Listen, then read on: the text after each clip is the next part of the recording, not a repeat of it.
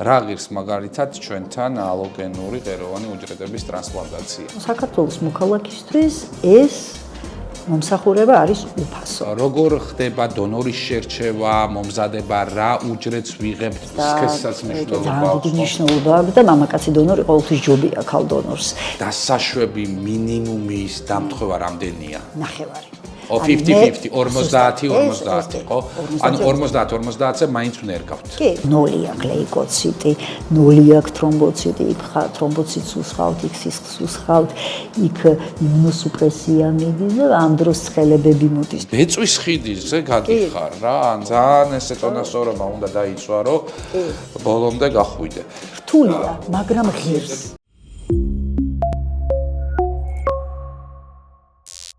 გამარჯობა, პარასკევის საღამოა და ეთერშია ჩვენი პოდკასტი ექიმი მიკროფონთან და დღეს ძალიან საინტერესო თემაზე ვისაუბრებ და სიმართლე გითხრათ, სტუმარს, რომელიც ახლა დღეს ჩემს პირდაპირ იმყოფება, მართლა ძალიან დიდი ხანი ველოდი, იმიტომ მასთან მოლაპარაკებები მქონდა სადღაც დაახლოებით 6 თვის განმავლობაში და როგორც იქნა ის დავითანხმე.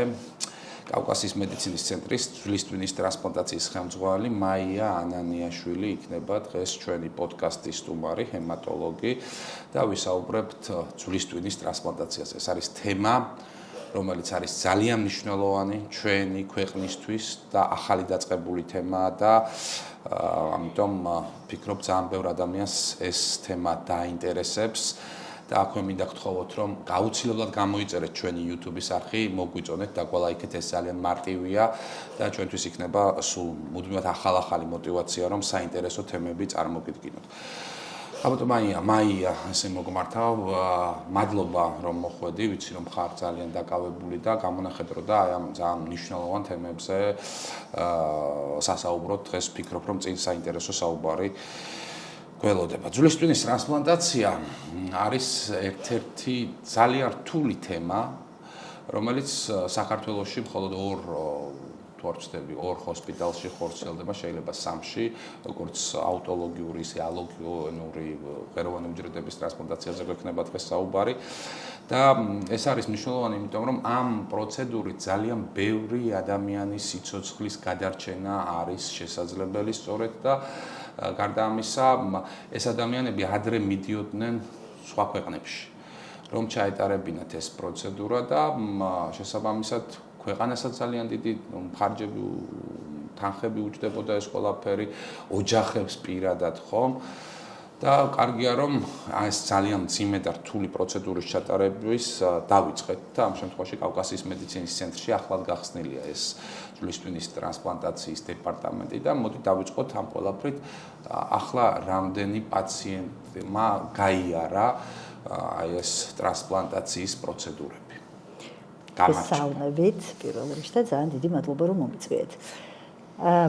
ჩვენი ცენტრი გაიხსნა 2 წლის წინ, უბრალოდ ეხა იანვარში გახდება ზუსტად 2 წელი და შემდეგ რაც დავიწყეთ ტრანსპლანტაცია და ამ 2 წლის განმავლობაში გაკეთდა 23-ს გავაკეთებთ ხვალ ღეროვანი უჯრედების ტრანსპლანტაცია. მაგრამ ჩვენ აქვე დავყოთ, რომ ეს ღეროვანი უჯრედების ტრანსპლანტაცია ერთი არის, როდესაც დონორი ორგანიზმის ღეროვან უჯრედებს უნერგავთ, ეს არის ალოგენური ღეროვანი უჯრედების ტრანსპლანტაცია და აუტოლოგიური, რომელიც ადამიანის საკუთარსავე ღეროვან უჯრედებს ინერგავს, რომელიც შედარებით უფრო მარტივი პროცედურაა, ხო? ხო არ შემეშალა რამე? სწორედ ახსენით, ორნაირია ღეროვანი უჯრედების ტრანსპლანტაცია, აუტოლოგიური და ალოგენური, როგორც თქვენ ახსენეთ და რა თქმა უნდა, ძალიან დიდი სხვაობაა მათ შორის.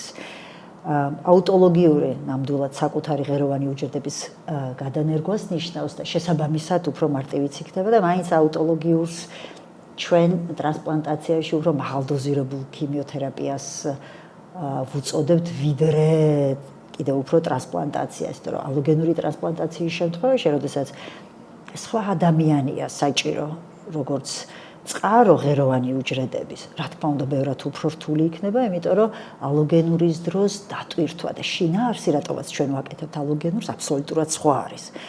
ალოგენური ნიშნავს, რომ ჩვენ სხვა ადამიანი გვჭირდება იმისთვის, რომ მისმა იმუნურმა უჯრედებმა პაციენტის სიმსივნე დათრგუნონ. რასაც აუტოლოგიური თავისთავად ვერ გააკეთებს, მაგრამ აუტოლოგიური შემთხვევაში აზრი ის არის, რომ მე ამ ადამიანის ამ პაციენტის ღეროვანი უჯრედი მჭირდება, იმიტომ რომ აი მაღალდოზირებულ ქიმიას რომ გავუკეთებ, მან შეძლოს აი ამ მდგომარეობიდან გამოსვლა. აღდგენა აი სისხლის უჯრედების, ხო? იმიტომ რომ მაღალდოზირებულ ქიმიოთერაპიას ვაკეთებთ, ლეიკოციტი ნულდება პაციენტს, თრომბოციტები ძალიან ეცემა, ჰემოგლობინი ვარდება და როდესაც დავუბრუნებთ ამ შენახულ წინასწარ ზოგჯერ გაყინულ ღეროვან უჯრედებს, მე ეს ღეროვანი უჯრედები დაბრუნდებიან, ისე ძვლის ტვინში მივლენ და იქ იწყებენ გამრავლებას. მე პაციენტი შეძლებს უკვე ამ მდგომარეობიდან გამოსვლას, მაგრამ ალოგენურში როლი სხვა არის. შესაბამისად უფრო რთულიც არის, უფრო რისკიანიც არის და თუ ჩვენ ონკოლოგიაზე ვსაუბრობთ, აი ონკოლოგიურ პათოლოგიაზე ვსაუბრობთ, რა თქმა უნდა, გამოჯანმრთელების მაღალი ითვლება, რომ ღეროვანი უჯრედების ტრანსპლანტაცია, მე რა თქმა უნდა, განსაკუთრებულად ახლა ხას გავუსმევ ხოლმე ალოგენურს, როცა ტრანსპლანტაციას ვახსენებ, ხო? ეს არის განკურნების პოტენციური შანსი. აი, მაინც პოტენციურია. იმიტომ რომ ესე 100%-იანი მკურნალობის მეთოდი დღეს არ არსებობს. ის საქართველოში კი არა, სოფლიოში არ არსებობს. ანუ ეს იმას ნიშნავს, რომ ჩვენ რო ალოგენურ ღეროვანი უჯრედების ტრანსპლანტაციას გავაკეთებთ, ეს არ ნიშნავს, რომ პაციენტი მაგალითად წვავე ლეიკემიისგან 100%-ით განიკურნება. თუმცა მისი შანსები ბევრად იზრდება. შანსი არის უზარმაზარი. და ეს იცით როგორი რაღაცა, აი რო წარმოვიდიოთ ახლა ჩვენ წვავე ლეიკემია, რომელიც აი დიაგნოზის დასმისთანავე გინდათ ლიმფომა, ხო არის? რაღაც ლიმფომა ძალიან აგრესიული, რომ თავიდანვე ვიცით, რომ ძალიან აგრესიულია. ხო, ანუ სტატისტიკურად ჩვენ ხო ვიცით, რომ აი სიტყვაზე ვამბობ, რაღაცა აგრესიული ლიმფომა, ვიცით, რომ აი 50% პირობითად იქნება რეფრაქტერული. ჩვენ ვიცით, ახლა ეს ჩვენ პაციენტი მოხდება ამ სტატისტიკაში, ამ მეორე მხარეს თუ სხვისი პაციენტი ხომ მოხდება და ჩვენ ხო ვიცით, რომ ამ პაციენტს დასჭირდება ეს ყველაფერი. ან თუ არ გაუკეთე, მაშინ გარდაცვალება, ხო, ну გარდავალი, ემტო ესეა, ხო, დაუშვათ წვავე ლეიკემია, როდესაც არის მაღალი რისკით შეფასებული, ხო, უნდა გაუკეთდეს ეს მკურნალობა სხვა შემთხვევაში. ამიტომ მიუხედავად იმისა, რომ ეს პოტენციური შანსია, რა თქმა უნდა, ჯობია პაციენტმა ჩაიტაროს ეს მკურნალობა და საბოლოოდ დაამარცხოს დაავადება. თუმცა რთულია. მაგრამ შესაძლებელი და ძალიან ეფექტური. მე ზოგადად ამ შეკითხვის დასმა არ მიყვარს ხოლმე, მაგრამ როდესაც შენ ახსენე პოტენციური შანსი. მოდი პროცენტებში გადავიყვანოთ ეს პოტენციური შანსი, რამდენი პროცენტი არის დადებითი გამოსავლისკენ. აი ნახეთ, კიდევ ერთხელ ამ თუ ჩვენ პროცენტზე ვისაუბრებთ, ძალიან მნიშვნელოვანია ვთქვათ, რა ტიპის დაავადებას გულისხმობთ. პაციენტი როგორ არის შენახულიც, ხო, აი სწორი სიტყვა, ანუ რამდენად შეესაბამება დაუშვათ ტრანსპლანტაციას, თქვენ ამას მეკითხებით. ტრანსპლანტაციაზე ყოველთვის უნდა გავიყვანოთ ისეთი პაციენტი, რომელიც, მოდი ესე ვთქვათ, შენახულია. შენახული რა კუთხით, იცით? ტრანსპლანტაციაზე ჩვენ ვერ გავიყვანოთ პაციენტს, რომელსაც აქვს რაღაცა თანხლები, მაგალითად, სერიოზული გულის პათოლოგია, ანთირკულის პათოლოგია, ხო? და ზუსტად იცი, რომ დაუშვათ ტრანსპლანტაციის შემთხვევაში შეუძლებელია და ნამდვილად იცი, რომ გართულდება ისე, რომ გამოსავალი იქნება ძალიან ცუდი.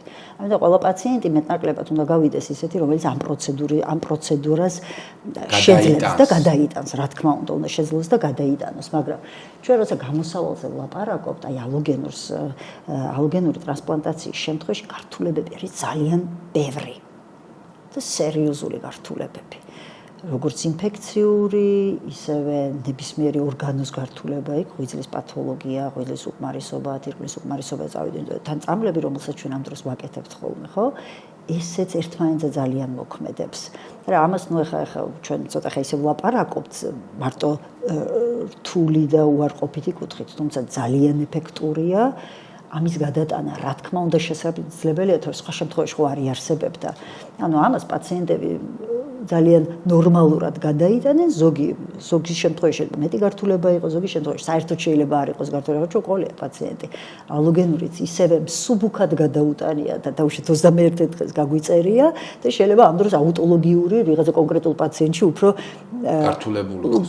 ხო, უფრო რთულად ესეც ყოფილა, ახლა ჩვენ პაციენტებს რო ვადარებთ და ხო, არავის აუცილებელი ორგანიზმის ინდივიდუალურ თავისებურებებზეა დამოკიდებული. მაია გისმენთ და ძალიან დიდი ინტერესით გისმენთ და არ მინდა ხოლმე რომ შეგაწყვეტნო, იმიტომ რომ ეს თემა ჩემთვის ძალიან მნიშვნელოვანი თემაა, ძალიან სენსიტიური თემაა და ძალიან მაგარი რამ არის, რაც ახლა წამოიწყო კავკასიის მედიცინის ცენტრში.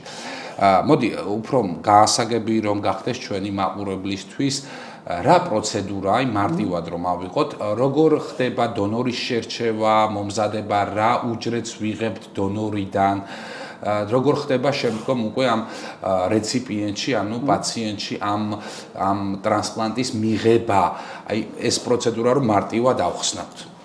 კი ბატონო. მოკლედ რა ხამთ ახდებით რომ ალოგენურზე ვსაუბრობთ. მაშინ ვისაუბროთ ხო ალოგენურზე.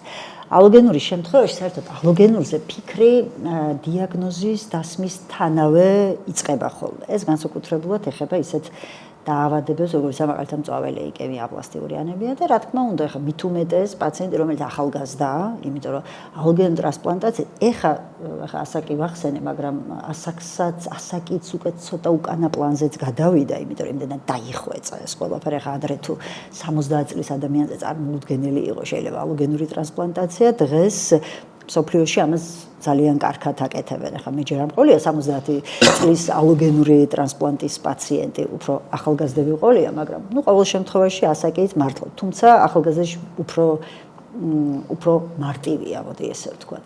ამიტომ დიაგნოზი დაისმევა თუ არა, მაგალითად დაუშვათ ვისაუბროთ ამ მწვავე ლეიკემიაზე, გინდა ლიმფომაზე. ხო, ჩვენ რაღაც მონახაზი ყოველთვის გვაქვს, მით უმეტეს ეს მწვავე ლეიკემია და პაციენტს თავიდანვე ვურჩევთ ხოლმე, რომ აი დონორის ძიება დავიწყოთ. ეს იმას ნიშნავს, რომ ჩვენ თუ ვიცით, რომ პაციენტს დაყავს, შეიძლება ნებიყავს, მებიყავს, ნუ არა აქვს მაგას შემთხვევაში ტყუპის ცალი თუ ყავს ეს ძალიან კარგია, მონოზიგოტური ხო საერთოდ. კი ბატონო, ნუ თუ ტყუპის ცალი ყავს კიდე ხო, გააჩნია ხო აი მონოზიგოტური, თორე სხვა შემთხვევაში ტყუპს დიდი საფერი არ ექნება, ხო. ნაირად იქნება როგორც არა ტყუპი ძმა და ამიტომ ვეუბნებით ხოლმე რომ მოდი გავაკეთოთ არსებობს ესეთი HLA, ანუ ადამიანის ლეიკოციტის ანტიგენს ვეძახით ჩვენ, რომლითაც ხდება დონორის მოძიება. და თუ დაუშვათ ჩვენ აი ამ HLA ტიპირებით შევძელით დონორი, ეს იქნება და იქნება ძმა, შეიძლება შვილი იყოს, შეიძლება დედა იყოს, შეიძლება მამა იყოს, მაშინ საქართველოში ვამბობთ, რომ საქართველოში შესაძლებელია ალოგენური ღეროვანი უჯრედების ტრანსპლანტაცია. ეხლა აქ დონორის შემთხვევაშიც თლათ ესე მარტივად არ არის, იმიტომ რომ შეიძლება აი დაზმას რო ვახსენებთ, ხო 25% არის იმის შანსი, რომ შეუთავსებლობა იყოს 25%-ია. სრულად შეთავსებადობა 25%-ია, ანუ ეს იმას ნიშნავს, ან ჩემი ძმა, ან ჩემი და სრულად 100%-ით დამემთხვა. აი ჩვენ დღესდღეობით ახლა მაღალი რეზოლუციის კვლევას ვაკეთებთ ხოლმე, NGS-ი ქვია და ეს მეგალაფში კეთდება. კი ბატონო, ვაკეთებთ ჩვენ და აი იდეალურია აი 12-დან 12 თუ დაემთხვა, ხო, აი დონორი და ეს ან 10-დან 10 და რა, ამას ჩვენ ვამბობთ, რომ მშვენიერი დონორი. 25%-ია რომ ის არც და ძმას დაგემთხვა შენ. თვე ხდება ესე, რომ ვერ და ჩვენ ინფორმაციას დედისგანაც და მამისგანაც ვიღებთ, ხო, ამიტომ ნახევარი დედა ვართ, ნახევარი მამა. და 50%-ია რომ ჩვენ ნახევარი ინფორმაცია ჩვენი დის ან ძმის დაგვემთხოს, ანუ ჩვენ რაღაც ჰაპლოიდენტურს ვეძახით, ან ნახევრად შეთავსებულ შემთხვევას. არის შემთხვევები, როდესაც მაგალითად სრულად არა, მაგრამ რამოდენიმე ალელით მოხდეს აცდენა, ნუ ესეც შესაძლებელია. კი, ესეც შესაძლებელია კიდე ადრე თუ შეუძლებელი იყო და აი ჰაპლოიდენტური კეთდებოდა, როგორ იცით, საზღვარგარეთაც ყველა ცენტრი არ აკეთებდა ჰაპლოიდენტურს. ჯერ ხო ყველა ცენტრი ალოგენურს არ აკეთებს დღემდე. ალოგენური ტრანსპლანტაციას ევროპაშიც, ამერიკაში ცენტრებია, რომელიც აკეთებს. აუტოლოგიური თითქმის ბევრ ჰემატოლოგიურ კი კეთდება, და მაინც ეს, აი როგორც თქვი, მაღალდოზირებული ქიმიოთერაპია უფრო მეტად კი არა და ეგ არის ვიდრე აი შინაარსით ტრანსპლანტაცია.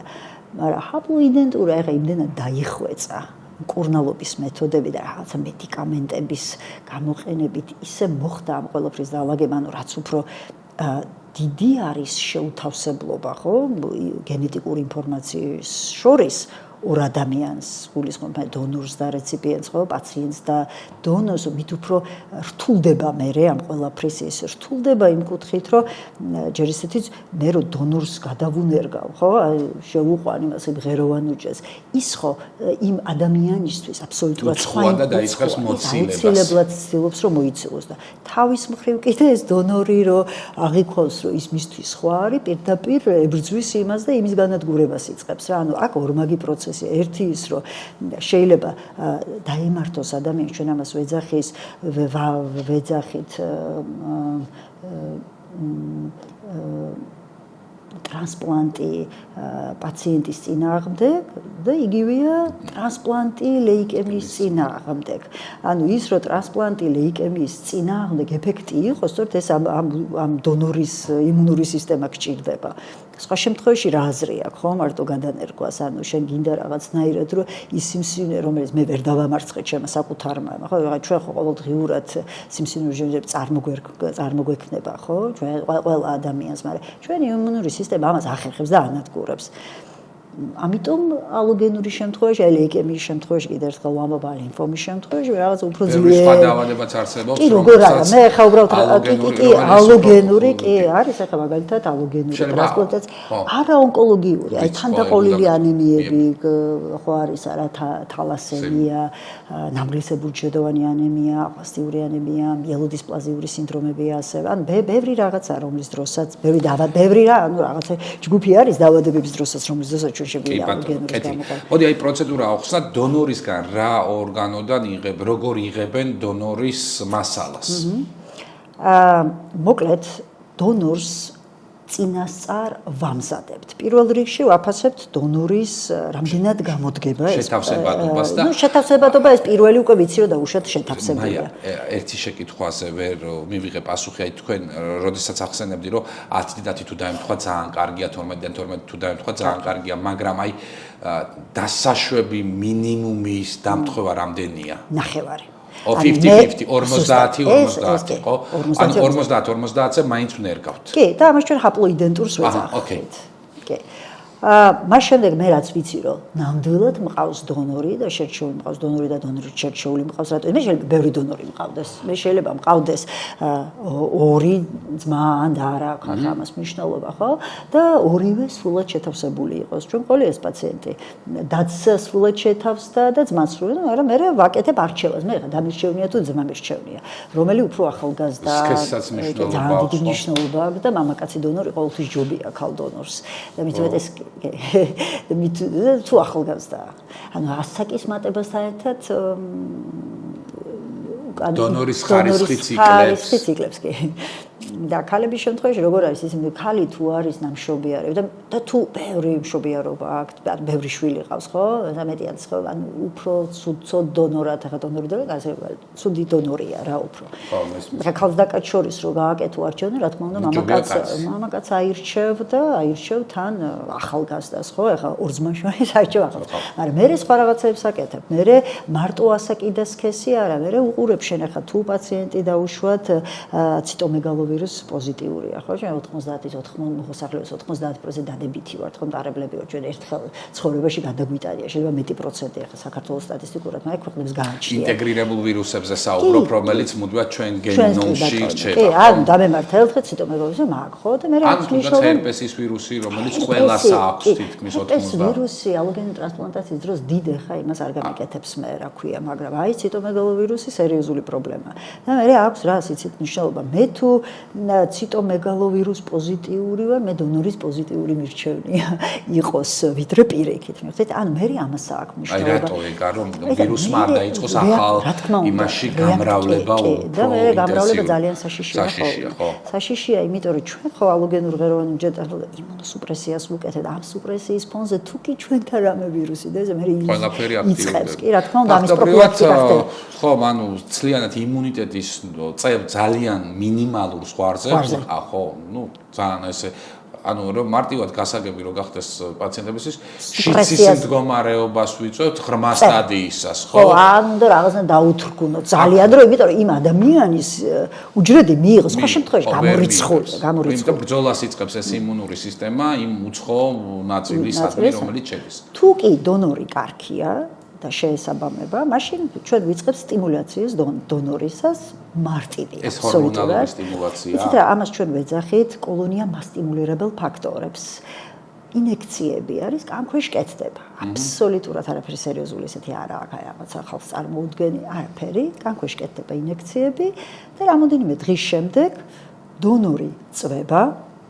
ეს აფერეზის აპარატი აი მარტივად მსმენელისთვის რო გასაგები იყოს, აი თუ ვინმეს უნახავს დიალიზის აპარატი, უხეშად მაგას შევადარებ რა, რომ აფერეზის აპარატი ესეთი.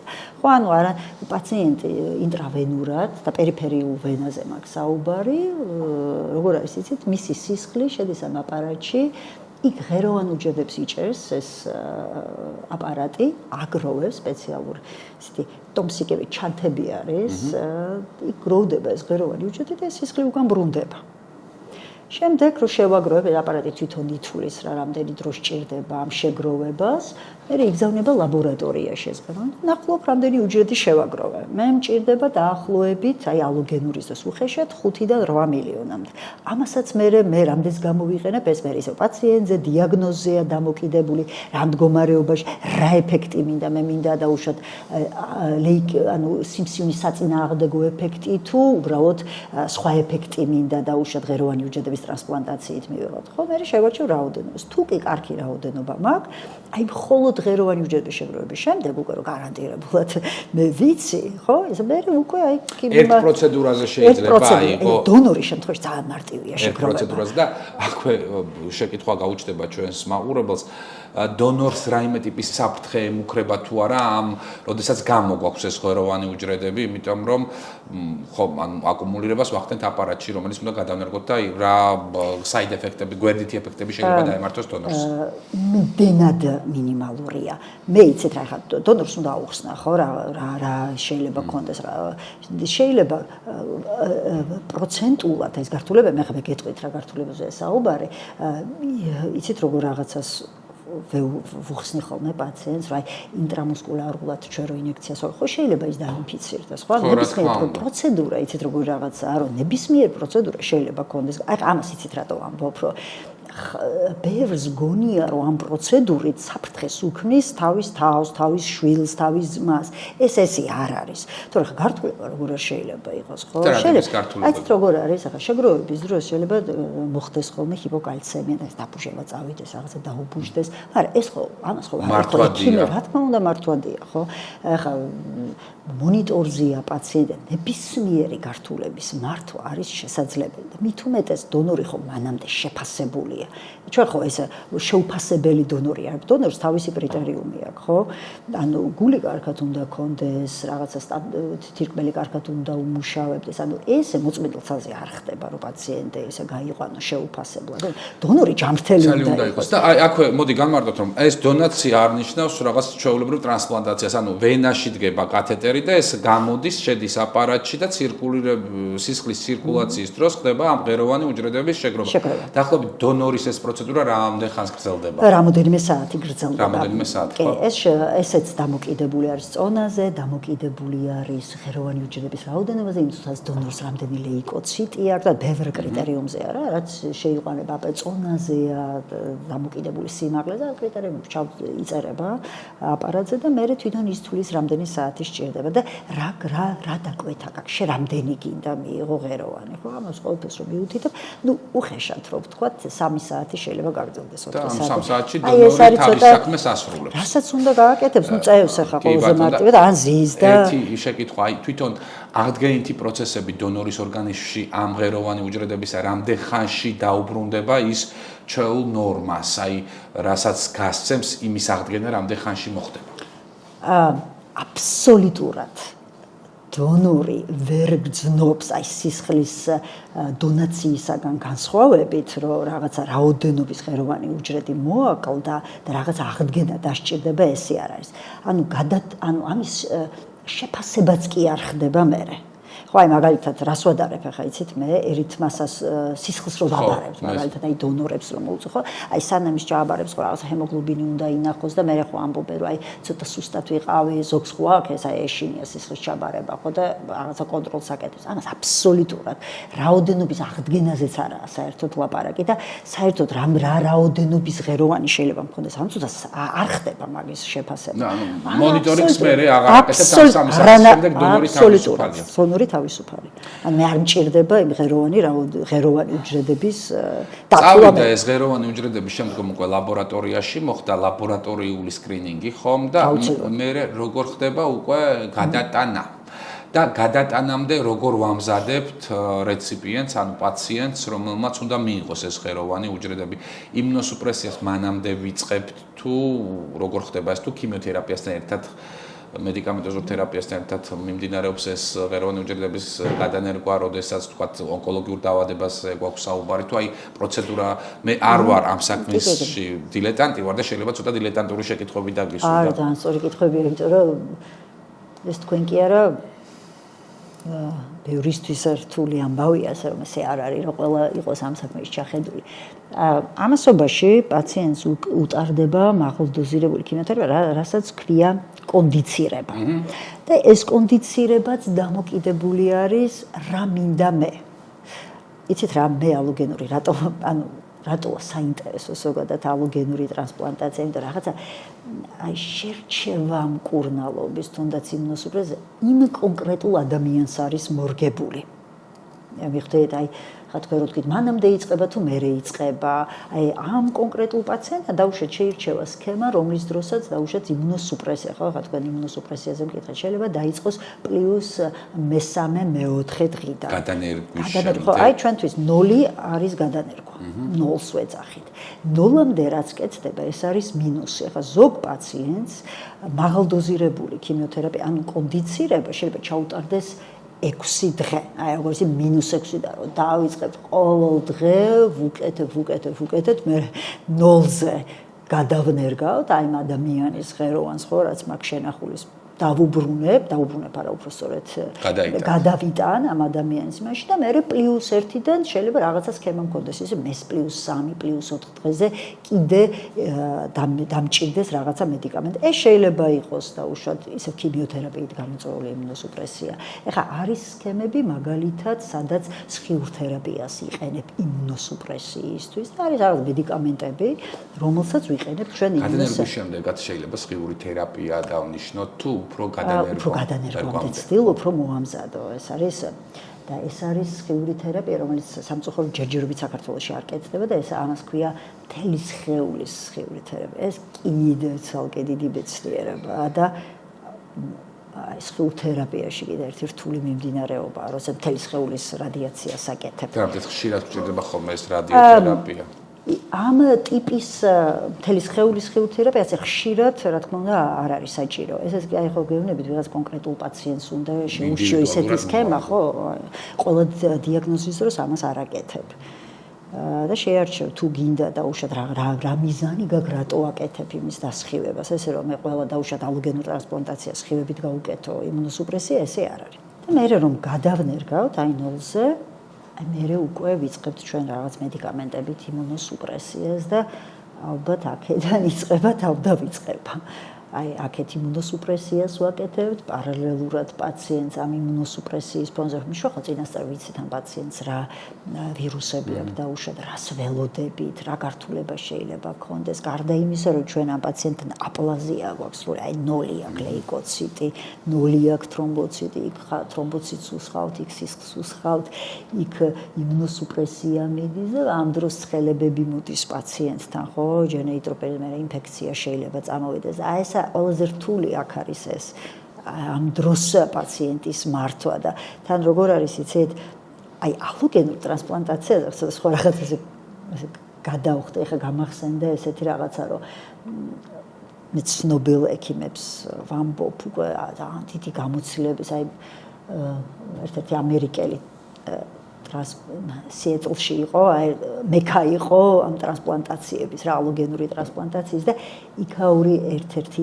ექიმი ამბობდა, რომ ალოგენური ტრანსპლანტაციის დროს, გარდა იმისა, რომ ექიმა უნდა მართოს, პაციენტი უნდა იყოს იღბლიანი. უნდა იყოს იღბლიანი, იმიტომ რომ განა ის რომ იმ ექიმაც უდად გაგიკეთა, ვერ გაგიკეთა, იღბალი რატო იცით, რომ აი ნახეთ როგორ არის, ხიძე გადიხარ აქ. ანუ ზუსტად იცი შენ რომ თან იმუნოსუპრესია უნდა გააკეთო, თან ეს უნდა მართო, თან ის უნდა მართო და რაღაც აი შუალედს იჭერ. ძალიან საინტერესოა, რთული არის, მაგრამ აი ძალიან საბოლოოდ აი შედეგს რომ ნახულობ აი ხიძე რომ რაღაც საოცარი შედეგია. მაგარი რაღაცაა ძალიან. ადრენალინია. ადრენალინსაც რომ თავი დავანებოთ, ხო, ანუ ჩემთვის ახლა მე თვითონ პროფესიით ექიმი ვარ და ისეთი ერთ-ერთი ისეთი ურთულესი პროცედურაა ჩემთვის მედიცინაში ეს ძვლის ტვინის გადანერგვა, ალოგენური გადანერგვაზე ვსაუბრობ, თუმცა ნუ მე ვიცნობ პაციენტებს, რომლებსაც გადარჩენის შანსი ჰქონდათ 0 და ეს პროცედურა ჩაიტარეს და დღეს მშვენივრად არიან და დაავადება აღარ შემოbrunებულან და ისინი ფანტასტიკურად ჯანმრთელად გრძნობენ, მაგრამ აი ეს ხიდი, რასაც შენ ამბობ, არის ძალიან ძნელი დასა. ძალიან, იმიტომ რომ ხა რომ 0-ზე რო გაქვს სრულ აპლაზიაში, როდესაც ყავს პაციენტი, იქ ყველა ნებისმიერი ვირუსი შეიძლება განვითარდეს და მარტივმა ინფექციამ შეიძლება მოკლას ხო ადამიანი. ძალიან ბევრი ხა ციტომეგალო ვირუსი ვახსენეთ, იქ ჰერპეს ვირუსი არ ვახსენეთ, იქ შეიძლება ძალიან რამდენი ვირუსი გვაქვს, რომელიც ინტეგრირებულია, ხო, ჩვენს ორგანიზმში, ხო? ამიტომ ეს ამ ვირუსების აფეთქებამ შეიძლება უბრალოდ ხო, და საინტერესო მე როგორ არის, იცით? შეიძლება აფეთქდეს ერთი არა. 2, 3, ხო, თან ანტივირუსული პრეპარატების არსენალი ბევრიც არა გვაქვს. მართალი ხართ. ბევრი არ არის. და ეს თან ანტივირუსული პრეპარატები ხო ძალიან ტოქსიურიც არის თან.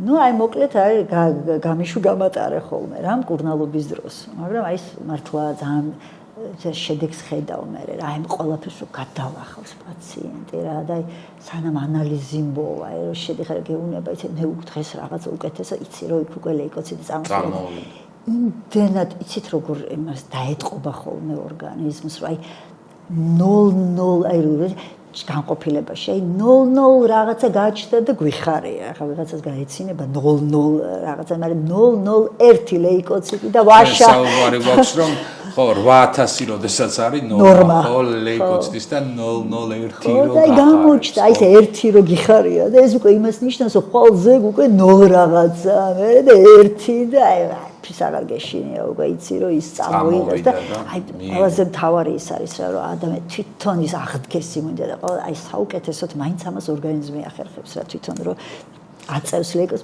იდეალურად ებრძვის ყველაზე ისეთი ორგანოა ადამიანის ორგანიზმში ვფიქრობ ყველაზე რთული და შეუსწავლელი დღემდე იმიტომ რომ მაინც იმუნიტეტი შვება ყველაფერს იმიტომაც არის ალბათ ძვლის ტვინის გადანერგვა, ეხლა თქვენ რო თქვით, ხო? იცით, ტრანსპლანტაციებს შორის ყველაზე რთული ძვლის ტვინის გადანერგვა. მიუხედავად იმისა, რომ გულის გადანერგვა ეგრეთ ძალიან მარტივია, რომ დაუკვირდე ხვდები. აი ხა მაგ თემაში მე ის არ ვარ კომპეტენტური ხა. ნეფროლოგი რომ ეშდეს კარდიოლოგი უფრო ვიკამათებდი. ხო, ამასთან შედარებით ეს ძალიან რთული ტრანსპლანტაციის მიუხედავად იმისა, რომ ჩვენ აქ ხა ხო, აი დაუშვათ თირკმლის გადანერგვის დროს ხო, აი ქირურგი იქ უფრო უფრო მეტი როლი ალბათ ტექნიკური ქირურგისაც არის. მიუხედავად იმისა, რომ იმუნური სისტემა იქა ძალიან მნიშვნელოვანი. აი რო შევადაროთ ჩვენ აი თირკმელი და მაგალითად ძვლის ტვინი, ხო? თირკმის შემთხვევაში ეს აი HLA ტიპი რა მე რო თქვი 12 მჭირდება თქო, ხო? მაღალი რეზულტატი, ესე კი არა, 5 საკმარისი. გვიძლზე კიდევ უფრო ნაკლები. ან იქ ბევრად თუნდაც დონორი შერჩევა, მაგრამ თქვენ ხვდებით, აქ მე ხო რაღაც სოლიდურ ორგანოს ხო არ ვერგავ. მე აქ ნერგვა რა უნდა გადავნერგო მე? იმუნური უჯრედი უნდა გადავნერგო. მიხვდით, და ჩვენთვის ძალიან მნიშვნელოვანი არის. იქ კი არა, აი ნახეთ ჩვენ სრულად შეთავსებულ დონორს ხო ნერგავთ მაგალითად, მაგრამ ეს GVHD-ს რო ვეძახდი, უბრალოდ GVHD-ს აბრევიატურაა, მაგრამ აი ტრანსპლანტი მასპინძლის წინააღმდეგ ხო მაინც ემართებათ არა? ეს რატომ? იმიტომ რომ ის 12 კი არის შეთავსებული გასაგები, მაგრამ სხვა ბევრი გვაქვს. ძალიან დიდი მნიშვნელობა აქვს. ახლა სქესი რო ვთქვი, ჯგუფს და რეზუსსაც სისხლის აი რაღაცა თავიდან რომ გავიგე ეს ალოგენური ტრანსპლანტაცია, კიდე რატო იცი საოცარი რომ გადანერგვის შემდეგ იმ დონორის ჯგუფი და რეზუსი ხდები. ანუ მე რეზუსი იცვლი? იცვლი ხო? ანუ სისხლს იცვლი. მე ვარ თუ პირველი დადებითი და გადამენერგეს მაგალითად მეოთხე. გავხდები მეოთხე. გავხდები მეოთხე, ხო? ანუ აი და ესეც ძალიან რთულია სამართავად. ნახეთ თქვენ როგორ არის. მე ხო ვიცი რომ მაგალითად ეს არის რეციპიენტი და აუშვათ თუ ჯგუფი და ჯგუფია კიდევ უფრო მარტივია. მაგრამ აი ეს მართვაც რთულია მე. შეხედეთ HLA კი დავამთხვია კი ბატონო. მაგრამ ჯგუფი და რეზუს ხო ვერ ვამთხვევ მე სანამ სრული ქიმერიზმი არ მოხდება, ხო? სრული ქიმერიზმი რა ისმევა? მანამდე მე სიტყვაზე ვიზახე, მაგრამ ადაპტირება არ მოხდება. სრული ქიმერიზმი, აი სრულად დონორის ანუ სანამ დონორის ის არ გავხდები, რა ქვია მაგას.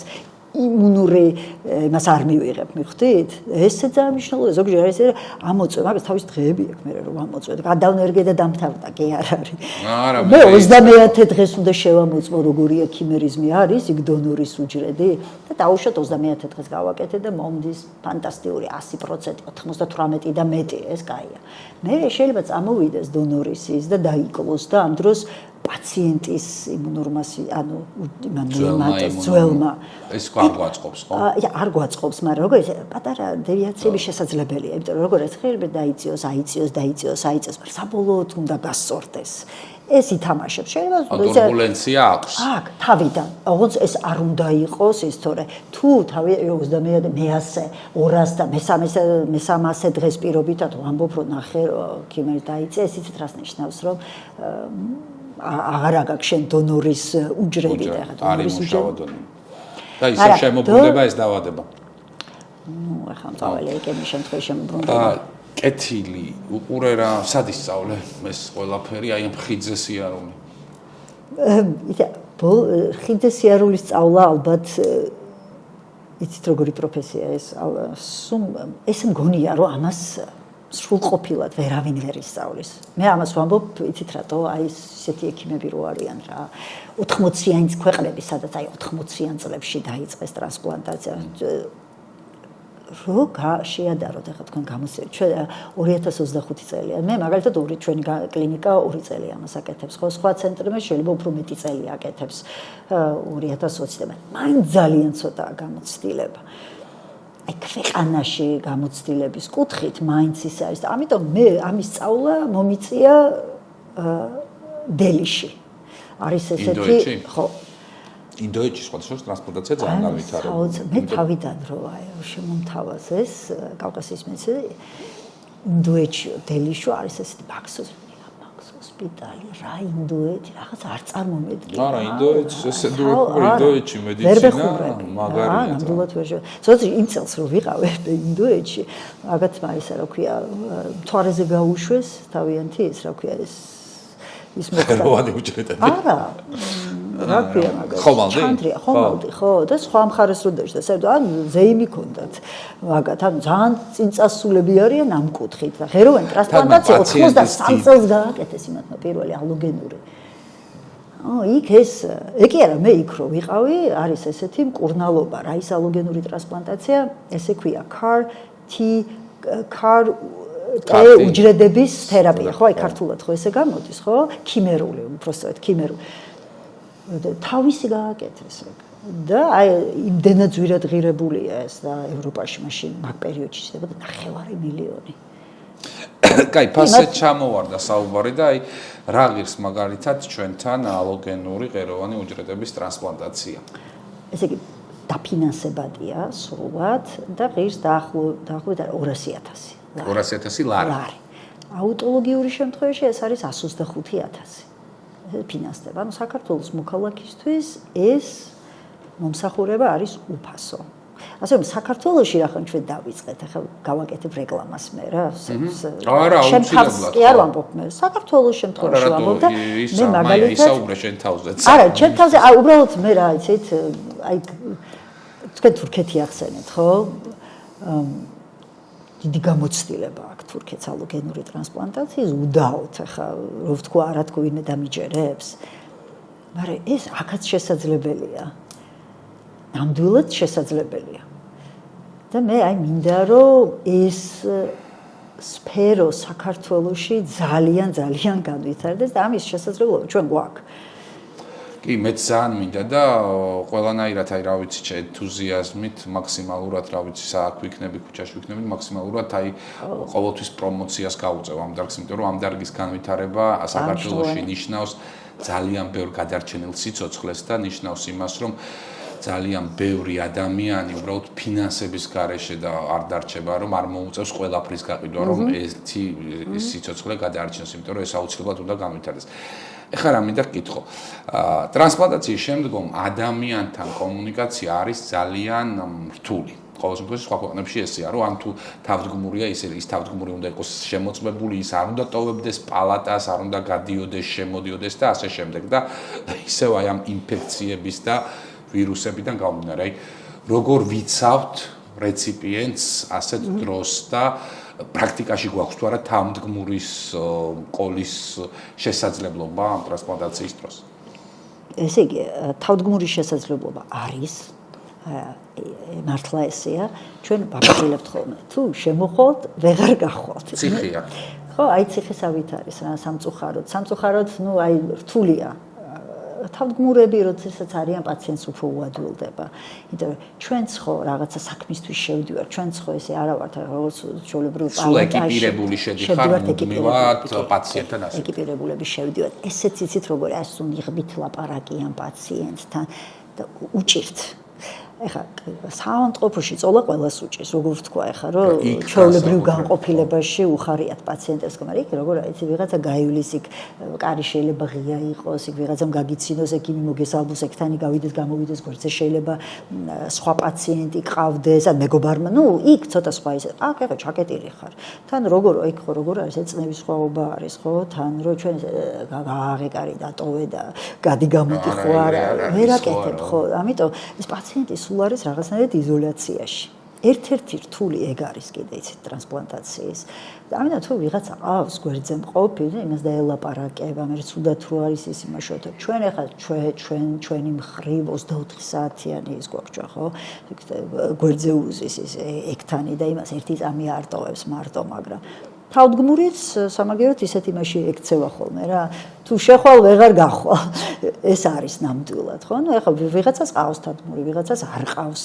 შემოდიან და ზოგჯერ არის უფრო ადრე შეიძლება დატოვონ ხოლმე განყოფილება, თავდგმური შეიძლება თლიანად ეს 20 რამოდენიმე დღე კი არა ეს პერიოდი პაციენტს უზრუნველად არ დარჩეს. რამ ხანს გრძელდება ეს პერიოდი მაისში? აი უხეშად გეტყვით რა. არა, ნაკლები. აი გააჩნია 30 ნაკლები არა უბრალოდ ნახეთ როგორ არის ტრანსპლანტაციიდან ანუ 0-დან თუ პაციენტი დროზე გამოვიდა აპლაზიიდან აი 13 პლუს 13 პლუს 14 პლუს 15 ინდივიდუალურია ესეც ხო ეს ჩანერგვა მოდი ესე ვქოთ ჩანერგვა თუ მოხდა შეიძლება მალევე გაწერა მთავარი რა არის ანუ გართული დაუშვა ჩაინერგა თუ პაციენტს გართულებები არა აქვს მიხდეთ ძალიან კაცრი რეკომენდაციები თუ შეფიმედია ხომ რომ ის რომ ახლოს იყოს მაგალითად ლილოს ბაზრობასე და რაღაც ფარდები იყიდოს ეგ გამორიცხულია ჩვენ ცოტა სპეციალური მას ვატანთ ხოლმე და ვამეცავდით პაციენტს ანუ და პაციენტს და მის ოჯახის წევრს კი ვიხდით იქ ვეუბნებით, რომ დაუშვათ ცხოველებთან ნაკლები კონტაქტი, სიტყვაზე ვამბობ მცენარეებთან, ან ნებისმიერ ან ხელები დაიბანე, ხო ახლა ვითომ ის არის ბანალური რაღაცა, მაგრამ ძალიან მნიშვნელოვანია, ხელები დაიბანე, ჭიშწყალს ნუდალევ. ხა გაგეცინებათ ამ ჭიშწყალზე, მაგრამ ხო, ეხლა რა პაციენტი შეიძლება ინტოქსიკაციები ძალიან ბევრია და იქ შეიძლება ძალიან ისეთი რთული პარაზიტული პათოლოგიით. ზუსტად, აი ხო თქვენ აღარ მითოდა მეთქო, მაგრამ აი ხა რაღაცა გადანერგელ პაციენტს რო გაუშვებ და შეიძლება პარაზიტული აი წყლით, იმიტომ რომ ჭიშწყალი დალია და იფიქრა რა, აი ხა მაი ანანიაშვილი რას მეუბნება, რა მოხდა, თელი გაუშვება. კარგია ჭიშწყალი. ხო, აი კი სხვათა შორის, ხო გეწერა, ხო აგიხსენეთ, ნუ აი რა ვიფიქრე რომ აი ცივი წყალი არის. როგორ არის იმ პაციენტის კარგად არის, კარგად არის, მაგრამ უბრალოდ ფაქტს ვამბობ. ხო, ნუ ძალიან კონტროლი უწევ. ეს არის ერთ-ერთი ყველაზე ისეთი რა, აი ხიდი კარგი მომეწონა ეს ტერმინი. ეს არის ერთ-ერთი ყველაზე ბეწვის ხიდიზე გადახარ რა, ანუ ჩვეულებრივი სპრავის ხიდი კი არ არის, ესეთი ბეწვის ხიდზეა და ანუ ძალიან ეს წონასწორობა უნდა დაიცვა, რომ ბოლომდე გახვიდე. რთულია, მაგრამ პაციენტებსაც ხო, რა თქმა უნდა. აი, ნამდვილად ღირს რა. ეს იმუნოსუპრესია რამდენ ხანს აგრძელებთ ხოლმე, როდესაც ჩაინერგება ეს აი, მაგალითად სხვა ორგანოების ტრანსპლანტაციის შემთხვევაში ეს იქნება თირკმელი ღვიძლი, ძალიან დიდ ხანს გრძელდება, ხანდახან შეიძლება მთელი ცხოვრების განმავლობაში გაგრძელდეს ეს იმუნოსუპრესია. ჩვენ შემთხვევაში არა. კაი ვარიანტში 2-3 თვეში შეგიძლია მოხსნა. ეს შემცირებით დავიწყებთ და აბსოლუტურად მოიხსნება. მაგრამ თუ ეს არის ისეთ შემთხვევაში არანაირი გართულება არ აქვს. მაგრამ თუ ეს გადანერგილი იქნებს, თუ აი ხო ნახეთ თუ გადანერგილი მასპინძლის წინააღმდეგ დაავადება ვითარდება, ხო, მაშინ ესე მარტივად არ არის. გამბავი და იქ ჰორმონს ვამატებთ კიდე. ჰორმონოთერაპიას. ჰორმონის თავისთავად იმუნიტეტს აქვეითებს. კიდე უფრო აქვეითებს, ხო? ჩვენ მაგიტომ ხო გვიტყვი რომ იმუნური სისტემა დავთქვინოთ, რომ ის უცხო ადამიანი დავთქვინოთ აქ და რაღაცა არ იმას ვქნათ, ხო? მაგრამ თან პარალელურად ამას ნახე, ხა კიდე რომ პრედნიზოლონს რო დაამატებ ამ ყველაფერს და ის ვირუსი რო აქ, ციტომეგალომირუ ვირუსი, ან ბეკა ვირუსი რო აქ და ხო?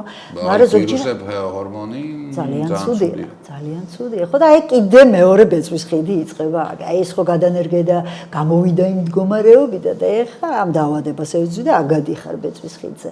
ამასაც ვძლევთ, ნუ ეხა ეს რო არ იყოს ხალხო, და სულ მაგას ვამბობ. ეხა ეს რო არ იყოს დაძლევადი და ეს მაშინ არც იარსებობდა ხო ესეა. ყველაფერი დაძლევადია. აი ოფიციალური სტატისტიკა მითხარი, კაი ყველაფერი დაძლევადი არის, მაგრამ ალოგენური ღეროვანი უჯრედების ტრანსპლანტაციის გართულებებით გამოწვეული სიკვდილობა სოფლიო სტატისტიკა მითხარი რამდენია. კი ბატონო. სეპსისი დაუშვათ. ნეიტროპენიის სეპსისი დაემართა 70%-ია. ძალიან დიდი ციფრია. ანუ ზოგადი მითხარი მას. ზოგადს ვამბობ მე. ან კონკრეტულად სეპსისზე არ ვილაპარაკოთ, უბრალოდ ზოგადად აი ხო, მაგრამ აი გააჩნია რა ის მაგ რა. ეხლა თუ ეს graft versus GVHD მაქვს, იქ სხვა ციფრია, მაგრამ დიდ ციფრებზეა ლაპარაკი. აგიტო აი ზოგადი გითხარი მე. თუ გართულება, მაგრამ ეს არ ნიშნავს რომ როგორ გართულება წავადა ეს მაგას არ ნიშნავს. ყველა გართულებაც მოვლადი არის შეძლების და რა თქმა უნდა. ეხლა ის რეაქტივაცია რო გაქვს, პირობითად ვამბობ ციტომეგალოვირუსის. ციტომეგალოვირუსის რეაქტივაცია ბევრს კონდეს, მაგრამ არაფერი ბისზე წამოდი და ეს წუთში რა მალევე იწევს ხოლმე იცი დროულობას აქვს ამ დროს კიდე ძალიან დიდი მნიშვნელობა აქვს და ჩვენ მუდმივად ყავს პაციენტი ეს იცით როგორ ხშირად კეთდება კვირაში ორჯერ აკეთებ ციტომეგალოს და დაძვრას რო და თან ელუდები ხო ყოველ ისა შეიძლება დაიწყოს რეაქტივაცია მაგრამ ციფრს გააჩნია კი არ იწყებ კურნალობას რაღაც ციფრს ელოდები აი მას რო გადააჭარბოს ამას ალბათ PCR მეთოდით ადგენთ რეალურ დროში რაოდენობრივად იკლებთ შეიძლება რაღაც მომენტში ხო კიდე გააჩნია როდის მოხდეს შეიძლება თვითონვე წაიღოს უკან და ხო ეგეც არის ხო ანუ ეს მე რა პაციენტს რო ვხსნი ხოლმე ხო იცით როგორ არის რომ არის ზედარები მოყევი და მე ვალდებული ვარ თქვენ მოგიყვეთ ხო არა ვხსნი ხოლმე მაგრამ მე ვუყოლებ ეს ყველაზე შავბნელ კუთხეებს გიხსნით რომ სინამდვილეში ესე კი არ არის რომ მაინდა შენ დაგემართოს ეს ხა ეგრე ხო არ არის მაგრამ გართულებები ეხა სხვა პროცედურებთან შედავე რა თქმა უნდა მაია იცი რა მინდა გითხო ერთი პერიოდი ახლა ძალიან მოდური იყო საქართველოში ბავშვი რო იბადებოდა მისი ჭიპლარის შენახვა. კი. რას ფიქრობ ეს კარგი ტენდენცია? აი თქვათ, როდესაც აუტოლოგიურ ტრანსპლანტაციაზე ვსაუბრობთ ახლა ჩვენ, ანუ ეს გამოგვადგება რამეში? მე ესე ვიტყოდი, არ ვიცი, მარტივად გაგცემთ პასუხს. რა შეიძლება უნდა ვიცოდე, არ ვიცი, უნდა ვიცოდე თუ არ ვიცოდე, მაგრამ აგიხსნით რატო არ ვიცი და რატო ვერ გიპასუხებთ ესე თამამად. აი მაგას ვიტყვი.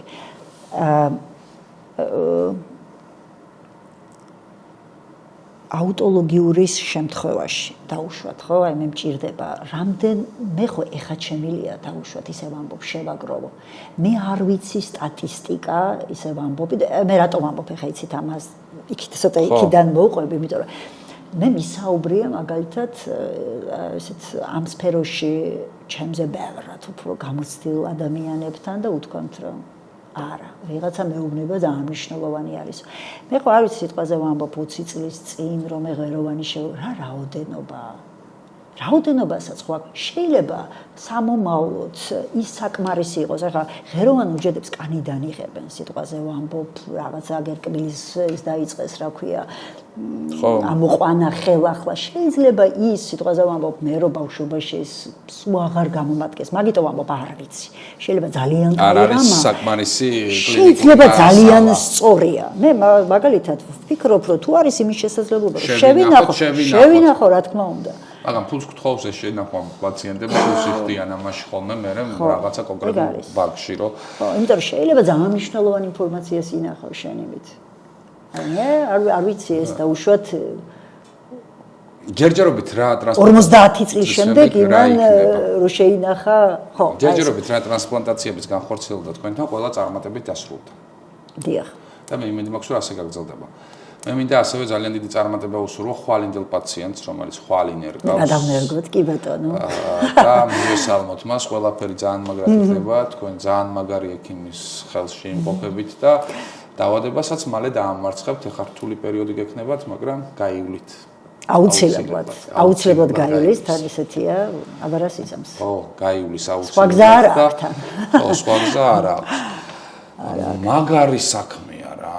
მაი დედას გაფიცები მაგრად მომწონს, აი ფიქრობდი ახლა ხო არ შევიცვალო პროფესია, იმიტომ რომ ძალიან ისეთი საქმეა, რთული, საინტერესო და მე რო აი ამ რთული გზის შემდეგ გამოჯამთელებულ ადამიანს რო ნახავ, ამაზე დიდი ბედნიერება ალბათ ექიმისთვისაც არაფერი არ არის. მე მიხარია რომ გაგიცან, იმიტომ რომ მაყურებელსაც მინდა უთხრა რომ აი ეს პირადად არ გიცნობდით და ძალიან დიდი მადლობა მინდა გადაგიხადო რომ იყავი დღეს ჩვენი გადაცემის სტუმარი, იმიტომ რომ მართლა ძალიან საინტერესო ადამიანი ხარ და ვფიქრობ ეს არის ის დარგი მედიცინაში, რომელიც აუცილებლად ჩვენს ქვეყანაში უნდა განვითარდეს. აუცილებლად. იმიტომ რომ ჩვენთან ამ მოქალაქეებსაც ხომ დაეხმარება და სამედიცინო ტურიზმის განვითარების თვალსაზრისითაც ეს დარგი ძალიან მნიშვნელოვანი დარგია, იმიტომ რომ აქაც შეიძლება სხვა ადამიანები ჩამოვიდნენ და ჩაიტარონ აღნიშნული პროცედურა, როგორც დღეს ქართველები დადიან საზღვარგარეთ ამ პროცედურის ჩასატარებლად და ბევრი ადამიანი ამის მერე სიცოცხლეს იბრუნებს. კი, და ვფიქრობ აი ეს ტურიზმი რო ახსენეთ ახლა რა, მე იჭვი არ მეპარება, რომ დღეს თუ არა ხვალ, აი საქართველოს შეიძლება იყოს რეგიონში. ჩვენ გვაქვს ამის ამბიციაც გვაქვს, პოტენციალი გვაქვს, მართლა გვაქვს. ეკი არა, ადრეც უნდა დაწყებულიყო ეს ამბები რა. და ეს ადამიანები ჩვენი ქართველი საქართველოს მოქალაქეები რომ აღარ გავლენ და ფინანსებს არ დახარჯავენ იქ, ხო და ამ ქვეყანაში შესაძლებელი იქნება მაღალხარისხიანი ხო ტრანსპლანტაციის განხორციელება, მაზე მაგარი რა უნდა იყოს, ხო არავის არ ეხალისება სამკურნალოდ უცხო ქვეყანაში წასვლა, იქ დაბინავება, უცხო გარემოში ყოფნა და ასე შემდეგ და ეს არ არის ძალიან დიდი დროში და არ გაიწელება ეს. ძალიან მალე ეს მოხდება და მე ვფიქრობ, რომ გვაქვს იმის პოტენციალი, რომ საქართველოში ძვლის ტრანსპლანტაციის ძალიან სერიოზული ცენტრები ჩამოყალიბდეს. მადლობა მაია, წარმატებებს გისურვებ. შენ ხვალინდელ პაციენტს კიდევ ერთხელ მოვიკითხავ და წარმატებები ბევრი გამოჯამთელებული პაციენტი და სულ აი წონასწორობით გევლოს ამ ბეჭვის ხიდს. დიდი მადლობა. ეს ძალიან მნიშვნელოვანია, მჭირდება. აუცილებლად წარმატებები და იღბალი შენ საქმეში. მადლობა. ეს იყო პოდკასტი ექიმი მიკროფონთან. ვფიქრობ ძალიან საინტერესო პოდკასტის შემოგთავაზე დღეს, რა ვიცი, მგონი ამას ანონსი არ ჭირდება, იმდენად საინტერესო საუბარი გამოვიდა ჩემთვისაც. და მე კიდევ ერთხელ მინდა გთხოვოთ, რომ გამოიწერეთ ჩვენი YouTube-ის არხი, დაგვალაიქეთ, ეს ჩვენთვის არის ძალიან მნიშვნელოვანი და ბევრ საინტერესო სიახლეს შემოგთავაზებთ ხოლმე. ერთი კვირით გემშვიდობებით, მადლობა.